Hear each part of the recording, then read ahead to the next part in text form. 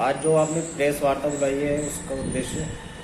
इसका मुख्य उद्देश्य ये है कि श्रीमान जी, इस विषय पे हमारे सर्वप्रथम श्री हिंदू महासभा के राष्ट्रीय उपाध्यक्ष श्री पंडित अशोक कुमार शर्मा जी बताएंगे कि उनके माध्यम से कुछ मांग सरकार से की गई थी, जिस पर सरकार ने तुरंत संज्ञान लिए, जिसके लिए वो अपनी ओर से कुछ कहना चाहेंगे। उसके बाद हम प्रेस वार्ता का मुख्य जो उद्देश्य है वो आपको बताएंगे। सर्वप्रथम अशोक शर्मा जी बताएंगे किस वजह से आज इस प्रेस वार्ता को आयोजित की गई। आज प्रेस वार्ता इसलिए आयोजित की गई है कि पहला काम तो जो है उत्तर प्रदेश सरकार जो सड़क पे अराजकता फैला रहे हैं, फोटोगिरता कर रहे हैं और कानून व्यवस्था को ध्वस्त करने का प्रयास कर रहे हैं, उनके साथ जो सख्ती से बर्ताव किया जा रहा है उसके लिए योगी सरकार धन्यवाद की बात है। और क्योंकि ऐसे लोग ही किसी कार्य को करने से पहले गांधी जी का नाम लेंगे और फिर जाकर जो है देश में अराजकता फैलाएंगे, तो ऐसे लोगों के लिए कुछ योगी सरकार सख्ती से निपट रही है, बड़ी अच्छी बात है। दूसरा विषय यह है कि 3 अक्टूबर को मुझे बम से उड़ाने की धमकी दी गई है अज्ञात फोन से, जिसके बारे में हमने 4 तारीख को प्रातः थाना ब्रह्मपुरी में लिखित में शिकायत दी। परंतु बड़ी अजीब सी बात है कि अभी तक ना तो उसके कार्रवाई के विषय में हमें अवगत कराया गया है और ना ही हमसे ये कहा गया कि आप लोग झूठ बोल रहे थे, आपने गलत रिपोर्ट लिखवाई है। और यदि सही लिखवाई है तो उसमें कोई अभियान पुलिस की तरफ से चलता नहीं दिख रहा। अखबारों में बयान जरूर आते हैं कि हमने ये कर दिया वो कर दिया, परंतु भैया कि जिनके MP MLA होते हैं उनकी तो शायद सुनवाई होती है, बाकी आम आदमी को जीवन मरण के लिए छोड़ दिया जाता है। इससे पहले भी हिंदू महासभा कार्यालय को उड़ाने की धमकी मिली, उनके भी मुकदमे दर्ज हैं। हमारे हिंदू महासभा के 1 वर्ष में 3 हिंदू महासभा के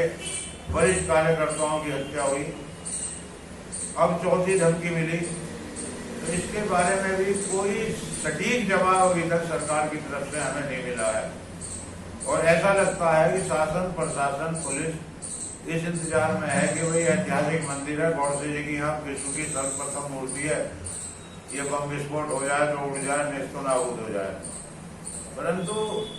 मैं आपके माध्यम से सरकार को और उन गांधीवादियों को यह बताना चाहता हूँ कि हम गौड़सेवादी लोग ना कभी धमकियों से डरे हैं, ना कभी हमने इस तरह का भय माना है। यदि हम धमकियों से डरते तो कांग्रेस, भाजपा, सपा, बहुत सारी पार्टियां हैं, उनके कार्यकर्ता होते, क्योंकि हमें शुरू से ही निडर रहने की प्रेरणा हिंदू महासभा से मिलती है, इसलिए डरने का तो कोई विषय नहीं, ठाकुर जी के चरणों में है। परंतु सरकार का रवैया बेहद निराशाजनक है।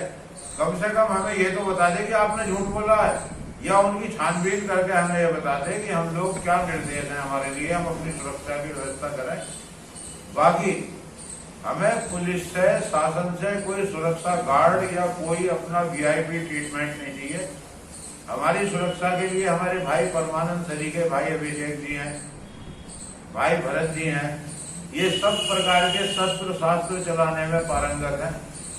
परंपरागत शस्त्रों का इन्हें अच्छा ज्ञान है और मैं समझता हूं कि ये शासन की पुलिस से भी ज्यादा हमारी रक्षा कर सकते हैं। और बाकी ठाकुर जी हैं, हम उनके चरणों में हैं। बस इन्हीं शब्दों के साथ मैं धन्यवाद देता हूं इनका, अभिषेक जी का, कि ये जो है भाई अभिषेक जी हिंदू महासभा के कार्य को सुचारू रूप से चला रहे हैं। अभिषेक जी, जैसे अभी शर्मा जी ने बताया कि उन्हें प्रशासन की तरफ से कोई संतोषपूर्ण जवाब नहीं मिला, तो उसमें आगे की आपकी क्या कार्रवाई रहेगी? उसमें श्रीमान जी हमारी आगे की प्रतिक्रिया है, जिस तरीके से हम हिंदू महासभा के पुराने कार्यकर्ता हैं जितने भी, उन्होंने हमें यही एक निर्देश दे रखे हैं कि आप जब भी किसी तरह की कोई भी शिकायत करें तो उसे सिस्टमैटिक तरीके से करें। जो हमने अपनाया कि हमने थाने के प्रभारी साहब को भी अपनी शिकायत दर्ज कराई थी, जो उन्होंने स्वयं हमारे हाथों से रिसीव भी की थी। और काफी सारे न्यूज चैनलों के माध्यम से हमें ज्ञात हुआ कि CO साहब ने भी इस घटना को, CO साहब भी इस घटना से अवगत हो चुके हैं, तो उन्होंने भी इस बात को कहा कि हम बहुत जल्दी साइबर क्राइम के माध्यम से इसकी जांच कर रहे हैं। पर पिछले 4-5 दिन से अभी तक किसी तरह की कोई जानकारी हमें नहीं मिल पाई है। चलिए, हो सकता है शासन प्रशासन कर रहा हो, उसके अलावा किसी तरह की कोई भी शासनिक प्रशासनिक सुरक्षा की व्यवस्था नहीं है आसपास के कार्यालय के, जबकि कोई भी हिंदू महासभा का एक वैदिक कार्य होता है, कोई कार्यक्रम होता है, उसके लिए बहुत सारे यहाँ पर पुलिसकर्मी या और भी सुरक्षाकर्मी हमारी सुरक्षा के लिए मौजूद होते हैं। पर आज जब एक धमकी भरा फोन आया है, जो नंबर भी हम जो है सभी थाने में भी दिया है, सभी चैनलों को भी बताया, सभी लोगों को बताया कि नंबर धमकी आई है, उसके बारे में अभी सटीक जवाब नहीं मिला है। तीसरी बात हम ये कह रहे हैं आपसे कि प्रेस वार्ता के मुख्य उद्देश्य जो रहे हैं वो आपको बताए गए, पर उसमें एक सबसे बड़ी बात ये थी कि जो अभी तक हाथरस कांड को लेकर जो सरकारी संपत्ति को और आम जनमानस को नुकसान पहुंचाने का कार्य जो नेता लोग कर रहे हैं, उनके खिलाफ भी जितनी सख्त से सख्त कानूनी कार्रवाई हो रही है उससे भी ज्यादा सख्त होनी चाहिए। और हिंदू महासभा के प्रसिद्ध नेता जो है हमारे हिंदू महासभा अशोक शर्मा जी, उन्हें जिस व्यक्ति ने धमकी दी है उस व्यक्ति का जल्द से पता लगना चाहिए, वो कहाँ का है, वो किस प्रदेश में रहता है। कहीं ऐसा तो नहीं वो किसी अंतरराष्ट्रीय किसी कट्टर आतंकवादी संगठन से जुड़ा हुआ व्यक्ति हो, कहीं ऐसा तो नहीं कि कोई सस्ती लोकप्रियता हासिल करने के लिए हमें ऐसी धमकी दे रहा हो, कहीं ऐसा तो नहीं कि शासन प्रशासन अभी इंतजार कर रहा हो कि कमलेश तिवारी जैसा या हिंदू महासभा के और नेता हैं या हिंदूवादी और भी नेताओं के साथ या भाजपा के नेता हैं और भी नेताओं की हत्या हुई है, कभी किसी घटना का इंतजार कर रहा हो। अगर ऐसा है तो हमें फिर भी अवगत करा दे, क्योंकि हम ये मानते हैं कि शासन प्रशासन अब योगी जी के संरक्षण में चल रहा है, तो योगी जी स्वयं इस चीज को देखने की जहां तक है वो स्वयं इच्छा भी रखते होंगे। इसीलिए आज हम हिंदू महासभा के कार्यकर्ता इस प्रेस वार्ता के समापन के बाद माननीय योगी जी के जो पर्सनल उनका पोर्टल अकाउंट है उस पर जो है अपनी शिकायत दर्ज करा रहे हैं, और हमें पूर्ण विश्वास है कि योगी आदित्यनाथ जी इस मामले को पुनः और तेजी के साथ जो संज्ञान में लेंगे और मेरठ के शासन प्रशासन को आदेश देकर हमारे हिंदू महासभा के धरोहर पंडित अशोक कुमार शर्मा जी की जान माल की हिफाजत का कार्य करेंगे। इसीलिए आज ये प्रेस वार्ता आयोजित की गई। और हाथरस में जो चल रहा है उसके बारे में क्या कहना चाहेंगे? हाथरस के लिए मैंने आपको बताया कि जितने भी ये लोग हैं, ये जितने भी नेता हैं, उन सभी के लिए हमारे हिंदू महासभा के नेताजी ने कुछ मांग करी थी, जिसके पक्ष में हमारे योगी शासन ने उस मांग को माना और उन लोगों पे इस तरीके की जो है कार्रवाई चल रही है जिससे वो आजीवन इस तरह का कार्य कभी नहीं करेंगे। और रही दूसरी बात उस परिवार की,